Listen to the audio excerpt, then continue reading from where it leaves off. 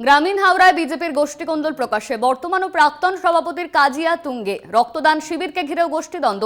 দিলীপ ঘোষের উপস্থিতিতে আদি নব্য দ্বন্দ্ব। রক্ত শিবিরকে ঘিরে গোষ্ঠীকন্দল। গ্রামীণ হাওড়ায় বিজেপির গোষ্ঠীকন্দল প্রকাশ্যে। দিলীপ ঘোষের উপস্থিতিতেই আদি নব্য দ্বন্দ্ব তুঙ্গে। বর্তমান ও প্রাক্তন সভাপতি কাজিয়া তুঙ্গে। রক্তদান শিবিরকে কেন্দ্র করে তুলকালাম। গ্রামীণ হাওড়ায় বিজেপির গোষ্ঠীকন্দল প্রকাশ্য। বর্তমান ও প্রাক্তন সভাপতির কাজিয়া তুঙ্গে। রক্তদান শিবিরকে ঘিরেও গোষ্ঠীদ্বন্দ্ব। দিলীপ ঘোষের উপস্থিতিতে আদি নব্য দ্বন্দ্ব। বর্তমান ও প্রাক্তন সভাপতির কাজিয়া।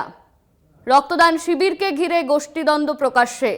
গ্রামীণ হাওড়ায় বিজেপির গোষ্ঠীকন্দল প্রকাশ্যে, সেই ছবি আপনারা দেখতে পাচ্ছেন। এই নিয়ে আমরা কথা বলবো। আমাদের সঙ্গে রয়েছেন আমাদের প্রতিনিধি জগন্নাথ সামন্ত। জগন্নাথ, দিলীপ ঘোষের উপস্থিতিতে আদি নব্য দ্বন্দ্ব প্রকাশ্যে, কি জানা যাচ্ছে এই নিয়ে?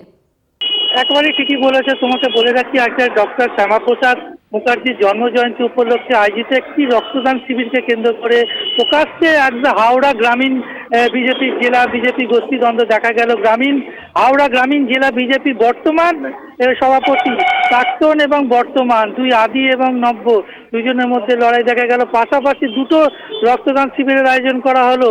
একেবারে 200 মিটারের মধ্যে বিজেপির দুটি গোষ্ঠী রক্তদান শিবির আয়োজন করলেন এবং একের অপরের দিকে দুটি শিবিরের মধ্যে উপস্থিত ছিলেন।